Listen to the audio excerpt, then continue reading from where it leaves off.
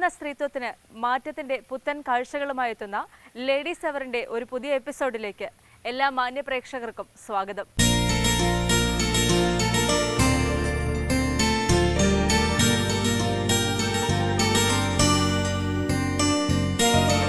സ്വപ്രയത്നത്താൽ സമസ്ത മേഖലകളിലും വിജയം കൈവരിച്ച സ്ത്രീ മനസ്സുകളെ കാട്ടിത്തരുന്നു സ്മാർട്ട് ലേഡി.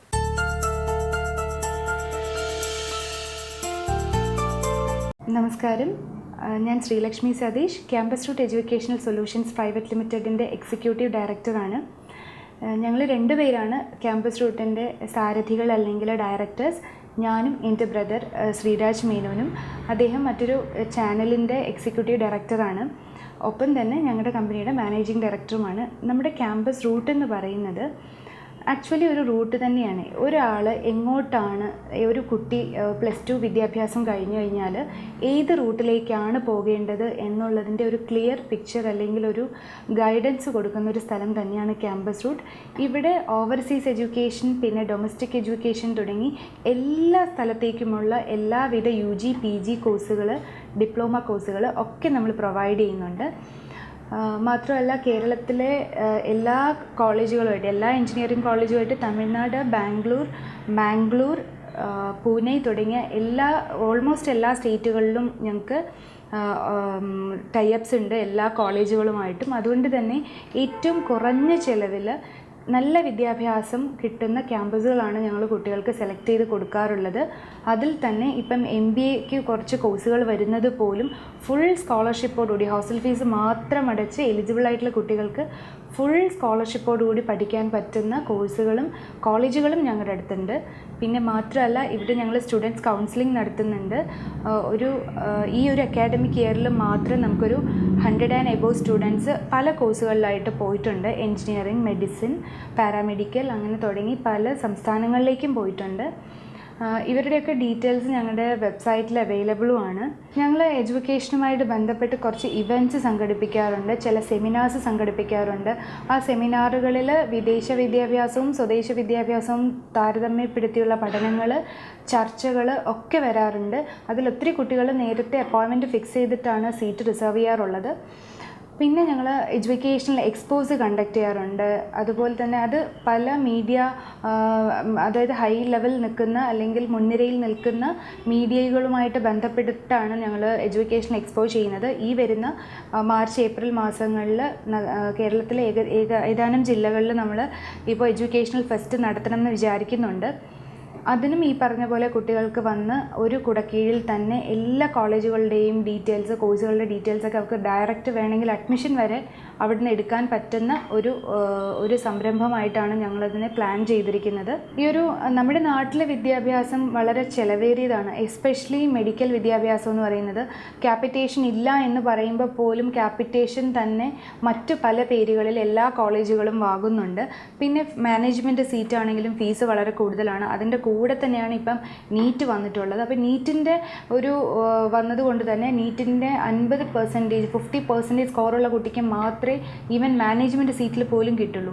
നമ്മുടെ ഇന്ത്യയിൽ വെറും 68,000 സീറ്റ് മാത്രമാണ് മെഡിക്കൽ വിദ്യാഭ്യാസത്തിന് ഓൾ ഇന്ത്യ ലെവലിലുള്ളത്. പക്ഷേ ഓരോ വർഷവും എൻട്രൻസ് ചെയ്യുന്ന കുട്ടികളുടെ എണ്ണം 10 lakhs-ന് എബവ് ആണ്.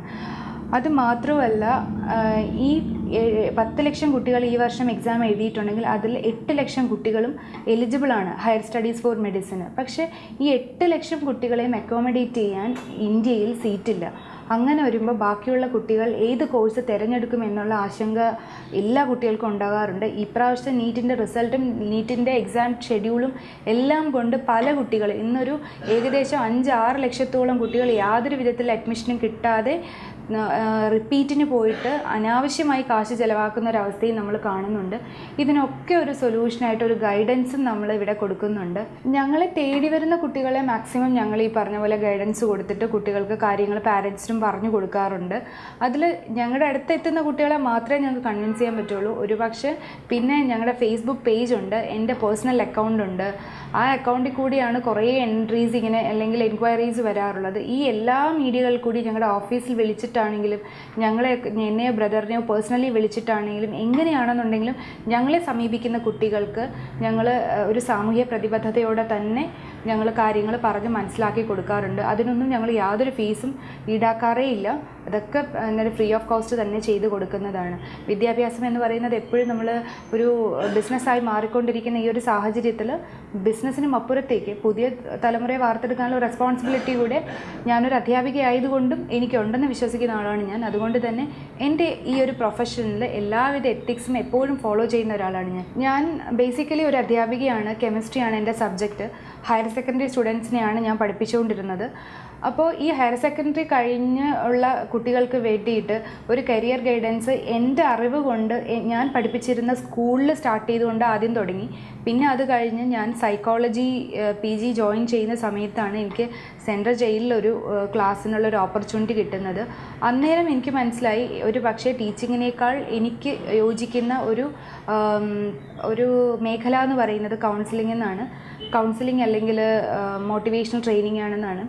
അപ്പോൾ എൻ്റെ ബ്രദറിനോട് ഞാൻ ഇക്കാര്യം സംസാരിച്ചു. അപ്പോൾ അദ്ദേഹം പറഞ്ഞതും അങ്ങനെ തന്നെയാണ്. ഒരു ടീച്ചറിനേക്കാൾ ഉപരി എനിക്ക് ചേരുന്ന പോസ്റ്റ് അതാണെന്ന് പറഞ്ഞു.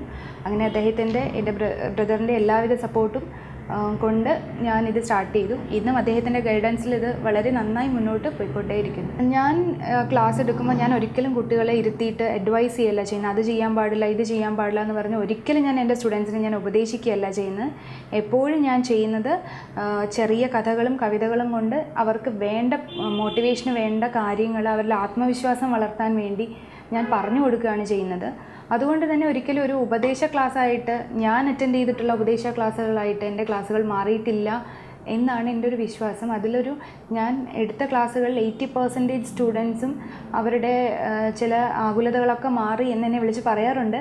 അതുകൊണ്ടായിരിക്കണം ഒരു പക്ഷേ ഈ ഒരു ബാക്ക്ഗ്രൗണ്ട് ഇല്ലാതിരുന്നിട്ടും എനിക്ക് ഈ ഒരു അക്കാഡമിക് ഇയർ കൊണ്ട് ഓൾമോസ്റ്റ് കേരളത്തിലെ എല്ലാ കോളേജുകളിലും സ്കൂളുകളിലും ട്രെയിനിങ് സെക്ഷൻ കിട്ടാനുള്ള സാധ്യത ഉണ്ടായതെന്ന് ഞാൻ വിശ്വസിക്കുന്നു. ഞങ്ങൾക്ക് പ്രത്യേകിച്ച് അങ്ങനെ ആഡൊന്നുമില്ല, അങ്ങനെ ഞങ്ങളൊരു ആഡും കൊടുത്തിട്ടില്ല. പക്ഷേ എല്ലാം ഇന്ന് ഇവിടെ നിന്ന് പോയിട്ടുള്ള സ്റ്റുഡൻസിൻ്റെ റെഫറൻസ് മാത്രമാണ് നമുക്ക് വരുന്ന അഡ്മിഷൻസ് എന്ന് പറയുന്നത്.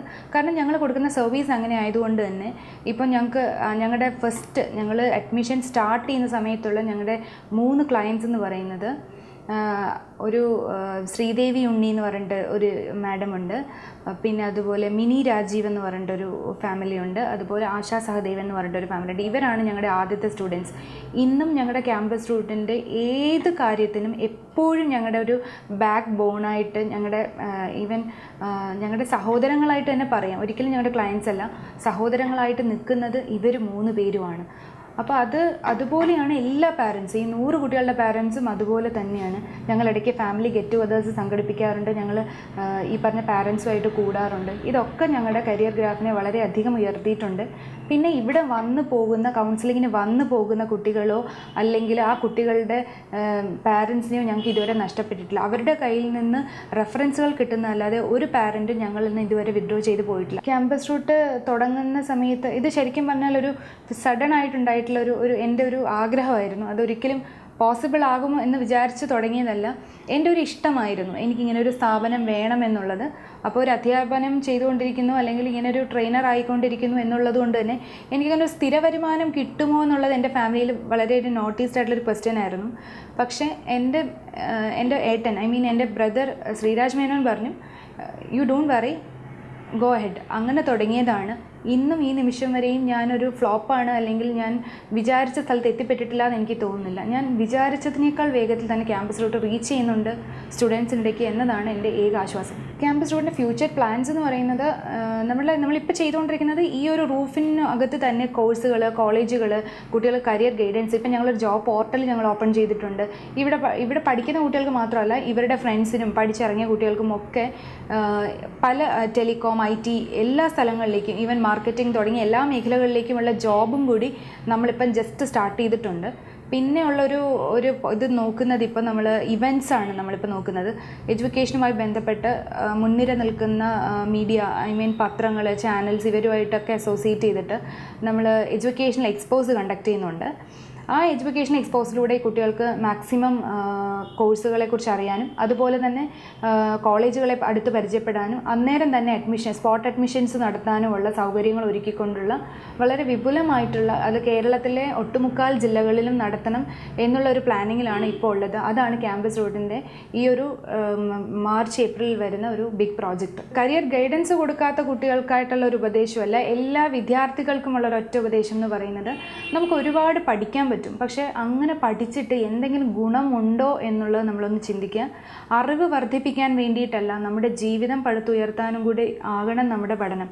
അതിൻ്റെ ഒരു എക്സാമ്പിളാണ് ഞാൻ. കാരണം എന്താണെന്ന് വെച്ചാൽ, ഞാൻ പഠിക്കുന്ന സമയത്ത് ഡിഗ്രി +2 കഴിഞ്ഞു, അത് കഴിഞ്ഞ് ഡിഗ്രി, അത് കഴിഞ്ഞ് PG, അങ്ങനെ പോകാനല്ലാതെ ഒരു പാരാമെഡിക്കൽ കോഴ്സോ അല്ലെങ്കിൽ മറ്റൊരു ഒരു ചാൻസ് ഉള്ള കോഴ്സോ ഓപ്പർച്യൂണിറ്റീസ് ഉള്ള കോഴ്സോ ഗൈഡ് ചെയ്ത് തരാൻ ആരും ഉണ്ടായിരുന്നില്ല.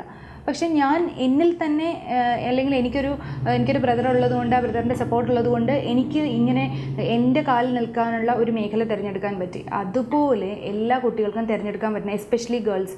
അതുകൊണ്ട് ഒരാൾ പറഞ്ഞു തരുന്നതല്ല, നമ്മുടെ അഭിരുചിക്കനുസരിച്ച് അതുമല്ലെങ്കിൽ നമുക്ക് പഠിക്കാൻ കഴിയുന്ന കോഴ്സുകൾ, നമ്മുടെ ജീവിതത്തിന് അസറ്റാകും എന്നുള്ള കോഴ്സുകൾ മാത്രം എല്ലാ വിദ്യാർത്ഥികളും തിരഞ്ഞെടുക്കും.